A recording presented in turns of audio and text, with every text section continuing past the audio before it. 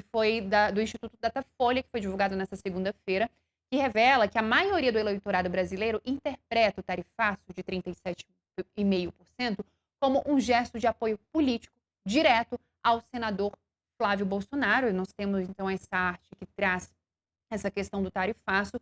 Também mostra que 52% dos entrevistados dizem que as taxas impostas pelo governo norte-americano têm como objetivo favorecer o filho do ex-presidente Jair Bolsonaro. Em contrapartida, 37% dos eleitores discordam dessa avaliação e 11% afirmaram não saber opinar. Também temos aí que a percepção sobre a interferência de Trump no cenário político do Brasil e internacional divide-se de acordo com a preferência política de cada eleitor. Entre os apoiadores que declaram voto no presidente Lula, 73% enxergam a intenção eleitoral na sobretaxa norte-americana. Por outro lado, entre os simpatizantes de Flávio, a tese do favorecimento é aceita por apenas 29% da base. É um assunto, mano, que a gente já conversou, que virou tema político. Conversando com as entidades que foram afetadas por esse tarifaço, elas também falam que é um tema político, não é uma questão comercial. Por isso que eles dizem que a questão tem que ser tratada na negociação e não na lei da reciprocidade, que é um assunto que deve ser tomado ainda ao longo desse ano. Durante entrevista, o ministro da Fazenda, Dario Durigan, disse hoje que essa questão da tarifa só deve ser resolvida mesmo depois da eleição, um cenário que a gente já trouxe também aqui durante a nossa conversa no contexto. Mas essa pesquisa, ela acaba revelando, né, mano, o que a gente já fala, que de fato virou um assunto político, né? Virou uma questão política, principalmente em ano eleitoral, em eleição, que a gente já está começando a sentir a polarização dela acontecer. E agora a gente ainda tem um outro fator, que é o fator Argentina, né, mano? Exatamente. E é mais uma péssima notícia para a campanha de Flávio Bolsonaro, porque você vê que a proporção de eleitores que atribuem o tarifaço a um desejo de Trump de ajudar Flávio supera os eleitores que desejam votar no presidente Lula. Então, aquela parcela do eleitorado que efetivamente está em disputa acaba olhando para esse cenário e achando que Flávio Bolsonaro está sendo escolhido por Trump. E quando as pessoas pensam essas tarifas são boas ou ruins, para a minha vida concreta, para o Brasil, as pessoas negam, né, as tarifas, no sentido de verem as tarifas como prejudiciais, ou seja, em outras palavras, juntando os dois pontos, a tentativa de uma potência estrangeira, no caso o presidente americano Donald Trump, ajudar Flávio Bolsonaro, está prejudicando o Brasil. E isso tudo acaba sendo muito negativo para a capacidade de Flávio de atrair o eleitor indeciso, o que também abre uma margem de espaço para que outros candidatos da direita, como Ronaldo Caiado, como Renan Santos, como Romeu Zema, busquem convencer esse eleitor de que representariam uma direita que não impõe tarifas contra o próprio país, né? Ou que não aplaude a imposição de tarifas contra o próprio país. E, nesse sentido, a construção de imagem de Flávio Bolsonaro e da família Bolsonaro como um todo conta muito, porque no processo eleitoral, muito mais do que argumentos vão ficar as imagens. Tanto a foto de Flávio e Eduardo com Donald Trump na Casa Branca, como até mesmo a bandeira americana estendida em plena Avenida Paulista, no contexto de conflitos entre Brasil e Estados Unidos, com a imposição de tarifas que punem a economia brasileira em função dessas conexões políticas. Isso tudo é deletério para as possibilidades de crescimento de Flávio Bolsonaro sobre o eleitor independente. Mano, eu queria te ouvir também sobre essas. Não sei se o termo correto é interferência, mas a gente vê esses posicionamentos de outros países em relação ao Brasil, seja questão eleitoral, seja tarifa, de alguma forma. Como isso prejudica a nossa imagem lá fora, se prejudica, E até que ponto é uma interferência ou não? Porque a gente vai acompanhando, né?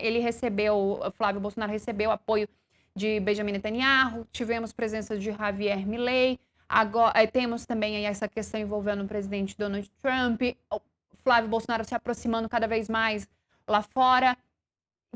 De alguma forma, isso prejudica aqui a nossa relação Brasil. Eu aqui como cidadã brasileira, você como cidadão brasileiro.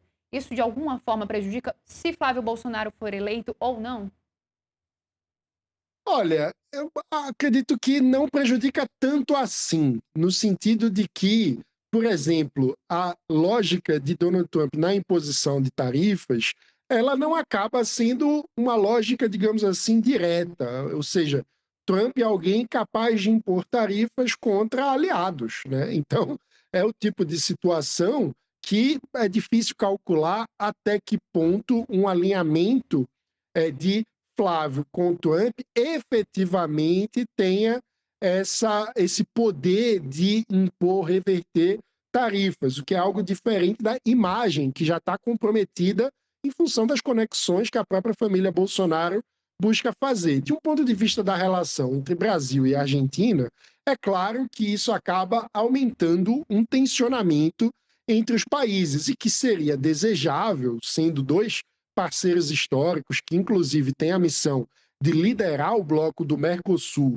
na negociação de outros acordos comerciais, como é o caso do histórico acordo entre Mercosul e União Europeia, seria desejável que esses países não perdessem tempo com esse tipo de atrito. Mas também não é necessário que o fato disso ter ocorrido leve a um estremecimento das relações diplomáticas. Isso aí também vai depender das escolhas que a nossa diplomacia vai tomar. E aí eu fico mais preocupado, Marília, com o modo como, por exemplo, o ministro da Fazenda, que deveria ser uma autoridade preocupada com a política econômica do país, se posiciona nesse conflito chamando a presidente da Argentina de palhaço. Isso não é papel do ministro da Fazenda. O ministro da Fazenda não é comentarista político, é a autoridade da política econômica. Deveria estar preocupado em construir estabilidade e capacidade de construção de laços institucionais. O ministro da Fazenda brasileiro tem que ser capaz de sentar numa reunião com o ministro da Fazenda argentino e negociar em termos para avanço de acordos econômicos, por exemplo. Como ele vai fazer isso depois de ter chamado o chefe do seu colega de palhaço? Isso fica uma situação mais tensa, mais complicada.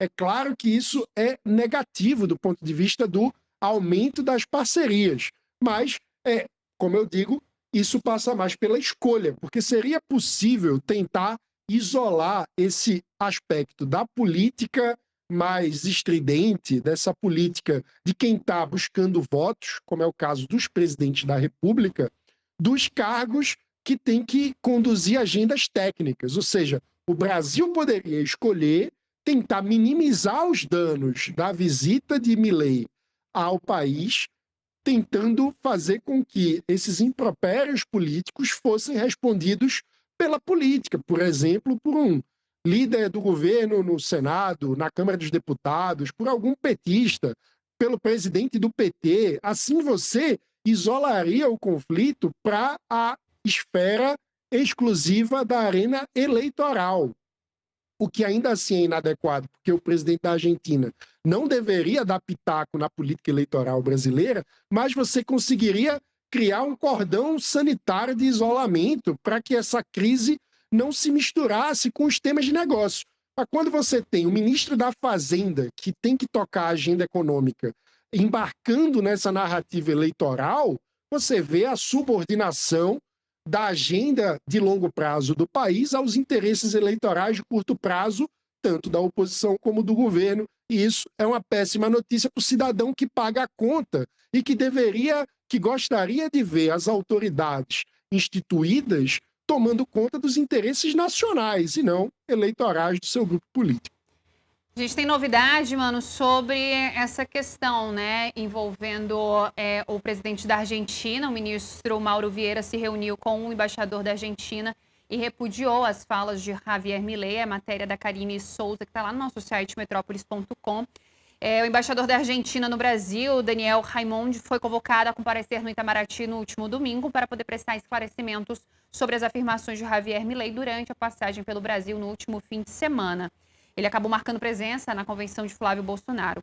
Raimondi, conforme informou o Ministério das Relações Exteriores, foi chamado para transmitir a repulsa do governo brasileiro sobre as declarações de Milei durante o discurso lá em São Paulo. Na diplomacia, a gente já trouxe essa parte, né, que ela vê como um ato de reprimenda, né, quando se chama ali o embaixador para poder prestar esclarecimentos. Agora, o embaixador do Brasil lá na Argentina já chegou aqui, vai conversar com Mauro Vieira. A expectativa é que esse encontro aconteça ainda nessa segunda-feira, se não no mais tardar na quarta. A gente segue acompanhando. Mano, gostaria de agradecer a sua participação. Foram muitos assuntos, são muitos assuntos. Na semana que vem a gente tem convenção ainda do presidente Lula, que acontece também em São Paulo, e também evento que envolve Renan Santos. Vamos trazer mais comentários, mas ao longo da semana a gente vai trazer diversos destaques.